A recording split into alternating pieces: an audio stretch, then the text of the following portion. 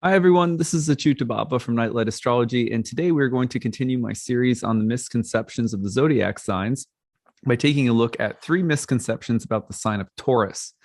So we started this series with Aries last week. If you missed that episode, you might want to go back and take a look at it. Today, we're going to take a look at some of the most popular misconceptions about the sign of Taurus that I see day to day, year after year in my practice. And hopefully by doing this, we'll try to validate some of the stereotypes that come across about these signs while also clearing up some misconceptions and trying to go a little bit deeper.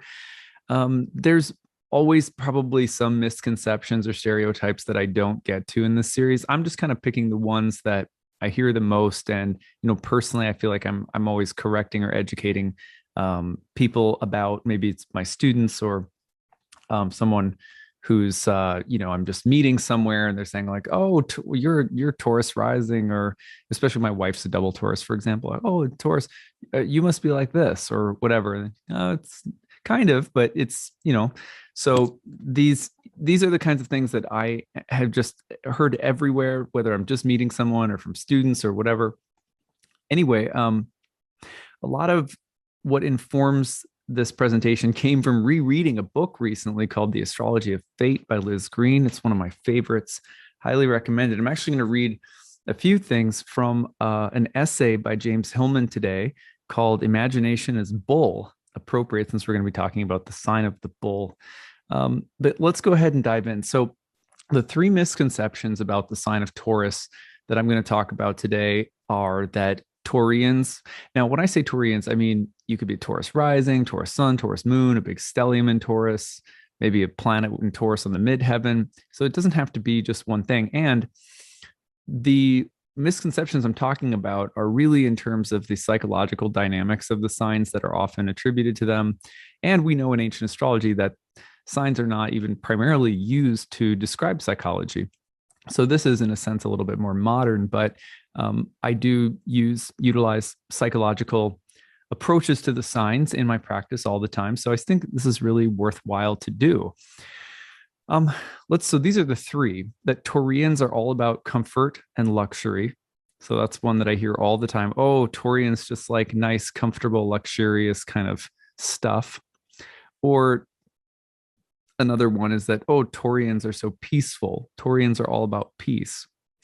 And the third one is that Taurians like simple things, or sort of sweet and simple, and maybe even simple-minded. Okay, so those are the stereotypes. And I think these are misconceptions that people have. So let's dive in. So a few things to say about this sign. Remember that Taurus is the sign of the bull. It is an earth sign. It's a solid earth sign, and it is the domicile, the home temple of Aphrodite, Venus, and the exaltation of the moon. So it is such an earthy, feminine sign because of its elemental association and because of the goddesses that inhabit or that find their home temples in Taurus, the moon, and Venus, that it's not a surprise that some of these misconceptions come right along the lines of some of the stereotypes that, you might be used to hearing about the feminine or goddess energies in general. Comfort and luxury, sort of maybe materialistic. Peace, just sort of peaceful, simple and sweet, maybe sort of naive and not like super intelligent, like these kinds of things. Let's break them down one at a time by talking about Taurians are all about comfort and luxury. That's number one. One of the problems with this is that while there's an element of truth to the idea, for example, that Taurians might like a sense of security, peace, abundance, prosperity, sensuality. These are all things that could be associated with, say, Venus, or even with the moon, the sense of security that the moon needs in an earthy, solid sign like Taurus, the establishment of security. Okay, I can understand that. The desire for wealth, abundance, sensuality, and pleasure with Venus ruling the sign and an earth sign. Okay, yeah, I can get down with that. But it's a little bit more complicated than that. And one of the ways that we can learn a lot more about the signs comes when we look at what's happening in the um, alternation of light and dark in the solar year that's happening within each sign. So, for example, in the sign of Taurus, we're on the light half of the year where light is dominating darkness. There's more light than there is dark in the 24-hour day. The sun is also moving upward gradually toward the pole star, the North Star, the unmoving emblem of eternity that the sun gets close to on the summer solstice before turning around and descending again by lifting the arc of the sun, lifting up gradually higher and higher in the sky each day. So Taurus is a spring sign. It's a youthful sign that is moving toward a fixed ideal, the pole star, the unchanging pole star. It is doing so while stabilizing the initial takeover of light that happened in the sign of Aries. So you're talking about Taurus doing two things simultaneously. One, it's moving into the future toward a fixed ideal. As it is doing so, it is also maintaining or stabilizing the initial or youthful takeover of light that occurred at the spring equinox. So it has two goals in mind. One is stabilization of a young and early light. And the second is the moving toward a fixed ideal, an unchanging ideal of beauty or prosperity or abundance or happiness or success. So in this sense, one of the things that really, if you look at that carefully, it immediately sort of goes against the grain of the stereotype. The idea that Taurians are all about comfort and luxury can almost slide into thinking that Taurians are lazy or that they're only thinking about their senses or indulgence in the present moment. But actually, this sign has a lot to do with moving toward the future, a future goal of peace and prosperity. In that, there's almost as much emphasis as on that future ideal of peace, prosperity, abundance, beauty, whatever it might be, as there is with any current state of abundance or prosperity. And so Taurus is a deceptively future-oriented sign.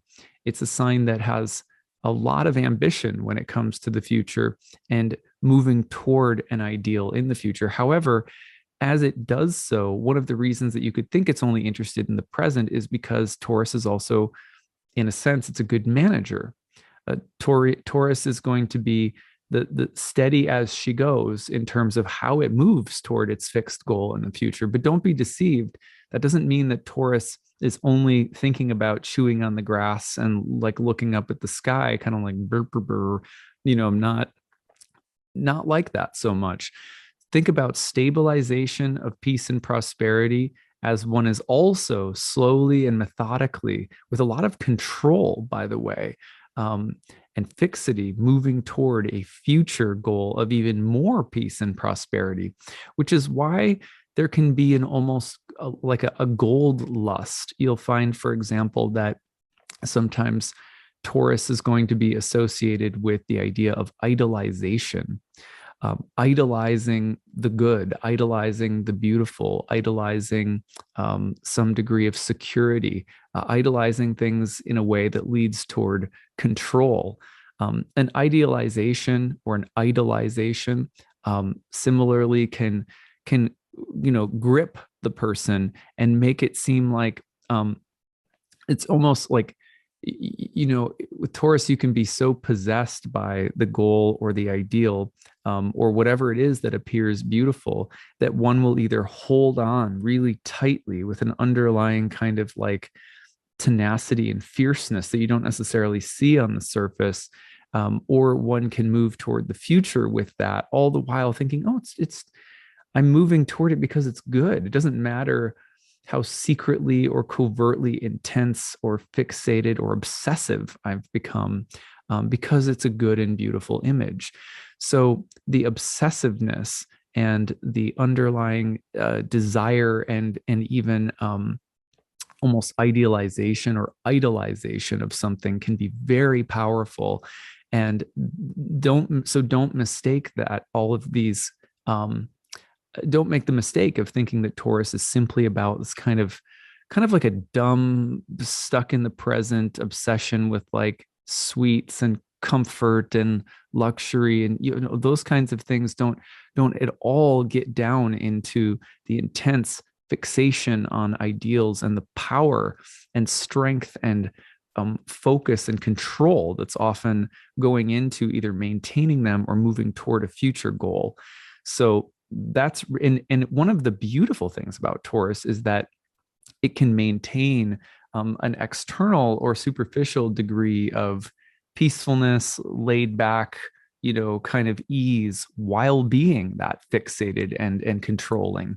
And that's not a bad thing either. I'm not suggesting that all of those qualities are bad, but it does sort of cut against the grain of this kind of simplistic vision of the bull. All right. Well, the next one is kind of the same thing from a different angle, that Taurians are all about peacefulness. Remember that bulls in the ancient world were associated with the power of the gods and the power of heaven. Why? Because they're images of fertility. And we have to remember that in the ancient world, nothing happens without the sanctioning, blessing, guiding, or administrating of the gods. So it doesn't rain, you don't have babies, you don't get a house, you don't get a job, you don't do well at your job, you cannot be strong in your physical body or successful. Remember, the gods in astrology are literally assigned to the limbs in your body. It's not that I'm moving my limbs. It's that I'm intending to move my limbs, and the gods who rule those limbs are allowing, they're sanctioning, right? So in the ancient world, all these demigods are aspect of the one, and they all have the ability to, they're all governing everything. So you have to remember that when we're thinking about a bull, an animal, this is an animal that was sacrificed across many different traditions, specifically in relation to the power of heaven. Okay, bulls are not just peaceful animals, right? They're associated with the life-giving power of the gods. So when you think about this, don't forget that this has to do with the granting of strength and power to create. The strength and power to create is something that makes the bull a creature of heaven. This is why the bull is in the stars, not just on the earth. The bull is an animal that is related to the fecundity of psychic energy, not just not just like apple pies and barefoot romps in the park. It's not a it's an earthy creature, sure, but it's associated with this idea of the harnessing of the power of the gods to create things, and that could be empire building. So don't get it twisted, as the kids say. This is not just about peacefulness and earthiness. This is about the way that earth is run by the powers of heaven, and the way that the earth is, the earth, the very soil, and all the things we do are turned into empires because the gods sanction us to be builders of incredible things that are all rooted in our projections, fantasies, and desires. So there's a lot of like the lust of creation and building things, and the connection to the power of the gods in Taurus. And that's a little bit different than just saying Taurians are peaceful. Don't forget that Hitler was born with the sun in Taurus. Not to me, I didn't realize until I put these names side by side how funny this was, but Mark Zuckerberg was born with the sun in Taurus. Didn't mean to make that comparison. Not saying anything there. And Che Guevara. Now, again, these are all characters who have had incredible mission-driven lives, some, kind of evil and, revolutionary. You could say with Mark Zuckerberg, he's a sort of social entrepreneur, but kind of pioneer in the social and cultural development. But he's not he's not just trying to connect people. You know what I mean? Like he has a very strong agenda, but notice how, and I'm not I'm not a fan or a detractor. I really don't care, but this is just my observation about him. So if you guys want to sound off about who you like and don't like, to me it's kind of a waste of time, but whatever you feel like writing into a comment box. Mark Zuckerberg, one thing about him is just to notice how if you see him, he always has this kind of youthful look, like I'm just trying to do good, simple, good things. You know what I mean? And you always just have to be aware of the fact that the sun in Taurus is not just good and simple and peaceful, even though sometimes there's going to be that sense of like, I'm just your average like American person, or I'm just your average peaceful guy, or whatever the case might be, that there is a bloodlust underneath the surface of Taurus that people don't always get, because bulls are sacrificed in order to appease and harness the power of the gods to build and move heaven and earth. So you have to remember that this sort of, this image. I mean, sometimes this is really, this is really funny, but like, you can kind of think of like a big bull walking around with like, the balls that are like the size of soccer balls. You know what I mean? Like you have to kind of get into the idea of this kind of dense, powerful, kind of procreative dominant energy to get into some of these. And not all of this is bad, right? You can build beautiful things in the world. But it's just, again, what a misconception it is to say that Taurus is just about peace. Okay, anyway, so we're just playing around here. Third misconception: Taurians like simple and sweet things and might themselves be sort of simplistic, simple-minded. I want to read you now a few passages from James Hillman's Imagination is Bull. It is one of my favorite essays by James Hillman, where he talks about the bull. What does this bull? Oh, now first of all, let me just explain this for a second. The essay is called Imagination is Bull, and it's a play on words because he's talking about it in relation to the mythic image of the bull, that imagination is literally like a bull, but also the idea that nowadays people tell us, if you're an imaginative person, someone might say you're full of bullshit. You're full of it. Full of what? Full of bull. So he's diving into that. What do people mean when they say you're full of bull? Okay, so let's hear what he has to say in a few different passages. What does this bull about the bull tell us? First of all, we see that the bull releases extraordinary imaginative power. The power of its image is like the power of imagination itself. The range seems unlimited. Bull is both father and moon mother. See how we have a connection to the moon there again?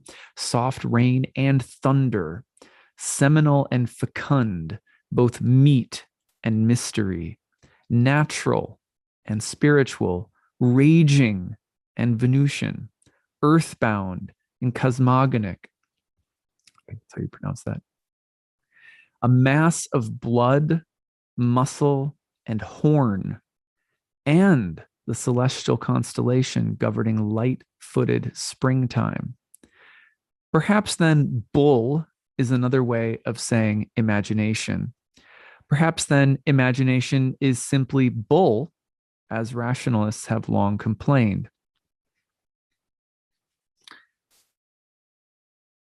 Consequently, I am adding another body to the list of substances we have already reviewed, another pars pro toto, such as bull as blood, as horns, as testicles, as eye, as face, as hide.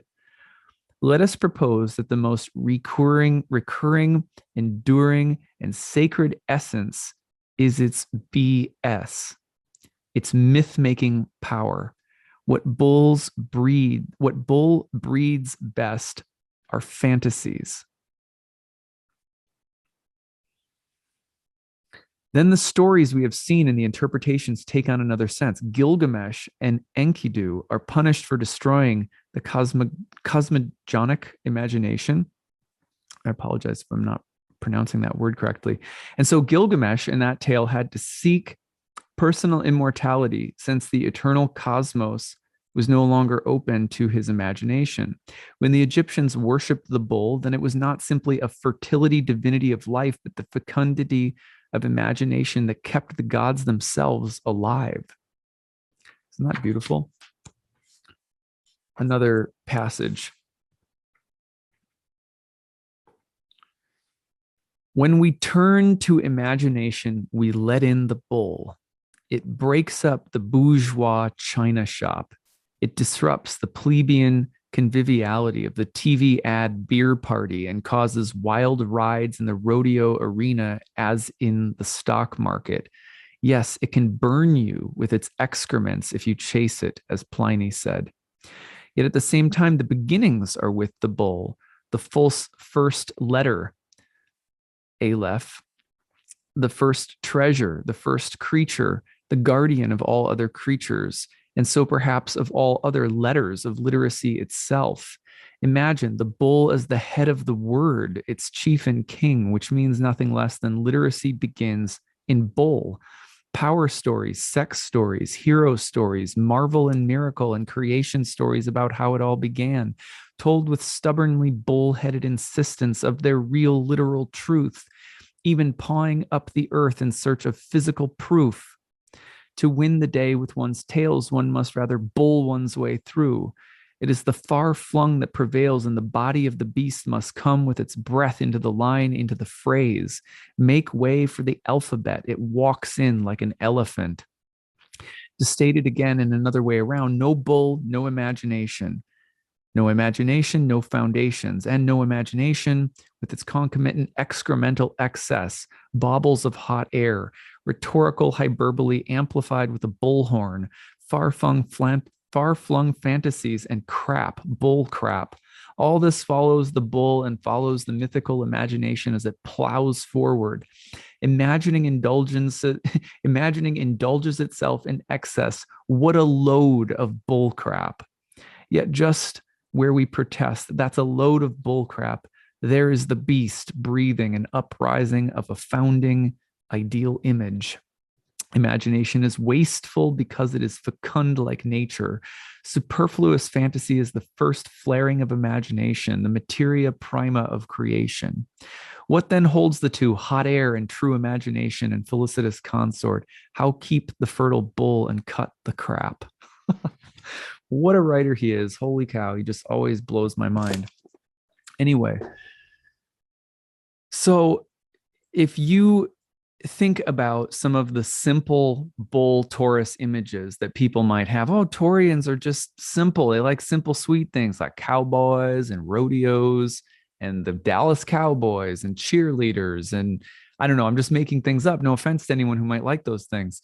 I like NASCAR, and I like pump and iron, and I like heroes. And these things might seem just kind of simple.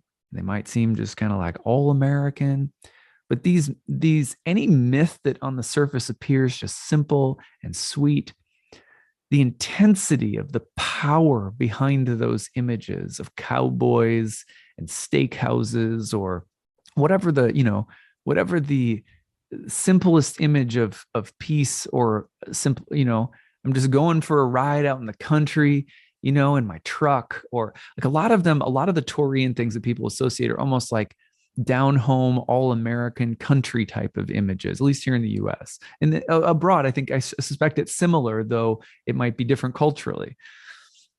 But, Hillman makes the point, even those things that appear simple are so deeply rooted in fantasy. Think of how nostalgic it is to be rooted. I mean, and I grew up in a couple of places that were relatively more rural. And so I lived with, cowboys and lots of cowboy boots and rodeos, and like literally grew up with there being a rodeo every summer. So why are they so life-giving for people? There's a good amount of our culture that and probably people watching who find those things deeply satisfying. And there's a way in which it's like, you know what? Don't complicate it. These are just simple, easy things. I'm into a simple life. I'm not trying to figure out the mysteries of the world. Just give me my dog and give me my guitar, and you know what I mean? So I'm, again, not at all making fun of anything or belittling anything, but the point is that that's not simple. That's not just simple and peaceful. As Hillman would say in his essay, within those simple and peaceful and easy looking images, even like the Eagles song, I've got a peaceful, easy feeling. Why do so many people just love hearing that song as they're rolling down the highway? It's not that it's simple and peaceful and easy. It's that it makes you feel that way because underneath it is this intense, deep, fixed power, this power of fertility, the power of feeling good in your body, feeling controlled in your body. Underneath that is the bull. That's the point. And the bull is a creature of heaven. So it's interesting that so many of the images that we think will pass for like peaceful, easy feelings and images are rooted in the stable power of this heavenly creature that's connected to the fecundity of the gods, these heavenly beings. This is really interesting juxtaposition of images that if you keep meditating with, it's very, very interesting. Think about, for example, the Buddha, who is also said to be born in the springtime in Taurus season with a full moon in Scorpio, apparently. Buddha is someone who has to walk the middle path. He goes to the extremes of worldly indulgence and all the fantasy of the power of fantasy of those images of palace life and wealth and sex and power, like political power and so forth. And he goes to the extreme of asceticism and renunciation, trying to do away with those things. And the way, that you find the Buddha in the end is sitting under a tree on the earth, having found a kind of middle way.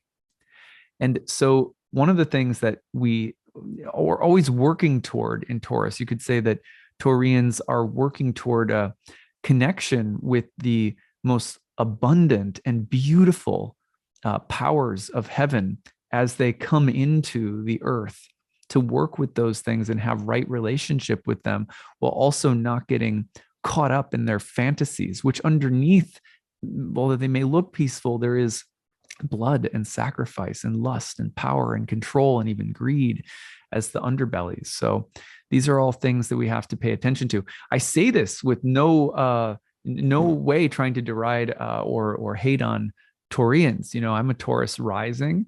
Wife is a double Taurus. So there's a lot of Taurus energy, in my life every day. But it's good to get to know, what's going on. And what kinds of complex, mysterious powers. Otherwise, we get caught up in bullshit. Okay, that's what I've got for today. I hope you guys found this interesting, and feel free to leave your comments in the chat box below. How do you relate to being a Taurus or having Taurus energy in your chart? What other kinds of misconceptions do people have about Taurus? What other wisdom could you hook us up with about Taurus? Always love to hear your guys' thoughts and expertise as well. And hope you guys are having a great day today. Sometime next week, we'll probably get into misconceptions about Gemini next. All right, take it easy, everyone. Bye.